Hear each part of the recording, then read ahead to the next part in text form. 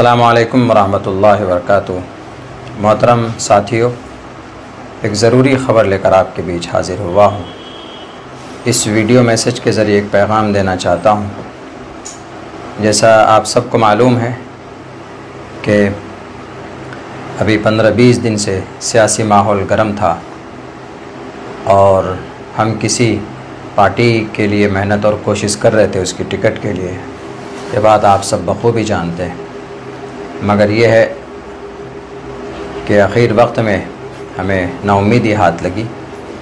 उसके बाद जाहिर सी बात है कि जब आदमी काम करता है किसी प्लेटफॉर्म से, 5 साल से कोई घर बनाता है, 10 साल से कोई एक आशियाना सजाता है, ऐन वक्त में अगर उसको तोड़ दिया जाए तो उस आदमी की हिम्मत टूट जाती।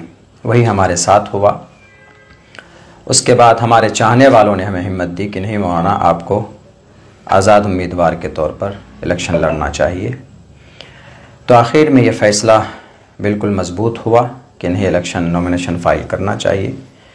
तो हमने आखिर वक्त में, चूँकि हमारी पहले की जो तैयारी थी वो टिकट के हिसाब से हमने तैयारी की थी, और अभी जो हमने टिकट न मिला तो उसके बाद हमने अपने इंडिपेंडेंट इलेक्शन लड़ने की जो तैयारी की, और फिर हम कल नॉमिनेशन के लिए पहुँचे।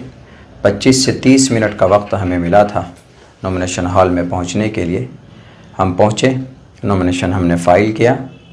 कुछ लोग इस तरह की बातें उड़ा रहे हैं कि मौलाना ने ज़रूरी डॉक्यूमेंट्स नहीं दिया, जिसकी वजह से आज उनका नॉमिनेशन रद्द हो गया। ऐसा कुछ नहीं, मेरे पास सारे डॉक्यूमेंट्स मौजूद हैं। उसके फ़ोटो और उसके ज़ेरॉक्स हमने करा लिए थे। तकरीबन सारे डॉक्यूमेंट्स हमने जमा किए जो भी ज़रूरत पड़ते हैं नॉमिनेशन फ़ाइल करने के लिए।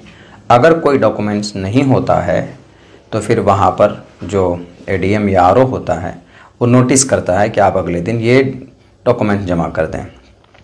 अगर हमारे डॉक्यूमेंट्स में कमी होती तो हमें नोटिस किया जाता, लेकिन इस तरह की कोई बात नहीं हुई।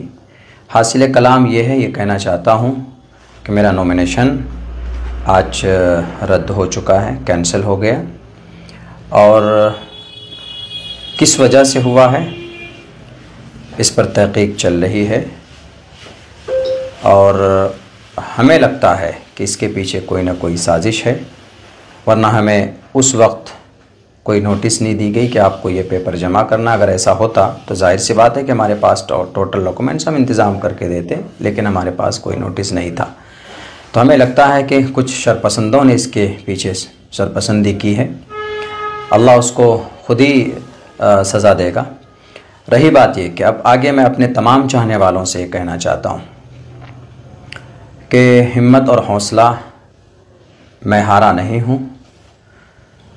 अब एक नए दौर, एक नए प्लेटफॉर्म की शुरुआत इंशाअल्लाह सीमांचल की धरती पर हम करेंगे, और एक सच्ची और एक मजबूत क़यादत सीमांचल से उठेगी।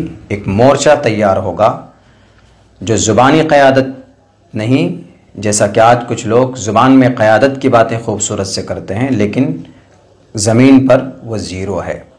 लेकिन इंशाअल्लाह सीमांचल का बेटा, यहाँ पर बहुत सारे ऐसे लोग हैं जो इस काम को करना चाहते हैं, उनको प्लेटफॉर्म नहीं मिल रहा। हम लोग मिलजुल कर इंशाअल्लाह एक नए दौर और एक नए प्लेटफॉर्म को शुरू करेंगे, और सीमांचल को आने वाले दिनों के अंदर एक नए प्लेटफॉर्म के ज़रिए से सीमांचल को इंसाफ मिलेगा, एक नई तहरीक मिलेगी इंशाअल्लाह। ये मेरा अज़्म है, ये मेरा इरादा है। यही ख़बर आप सबको देना था। आप मायूस मत होइए। ये सब प्रोसेस और प्रक्रिया होते हैं सियासत के। बहुत से लोग सवाल भी कर रहे होंगे कि मौलाना अब आप क्या कीजिएगा।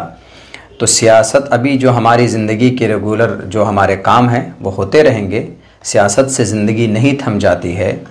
शाख से झड़ जाएं वो पत्ते नहीं हैं। हम आंधियों से कह दो कि ज़रा वो अपनी औकात में रहें। इसीलिए मैं डरा नहीं हूँ, मैं घबराया नहीं हूँ। इंशाअल्लाह आपका साथ रहा, आपकी दुआएं रही, अल्लाह का फ़ज़ल रहा तो इंशाअल्लाह सीमांचल को बदलेंगे। कुछ गंदे लोगों की गंदी जहनीत से, कुछ झूठे और कुछ मक्कार लोगों की उनके फ़रेब से सीमांचल के आवाम को और यहाँ के माहौल को निकालेंगे। बहुत बहुत शुक्रिया। अस्सलामु अलैकुम रहमतुल्लाहि व बरकातुहू।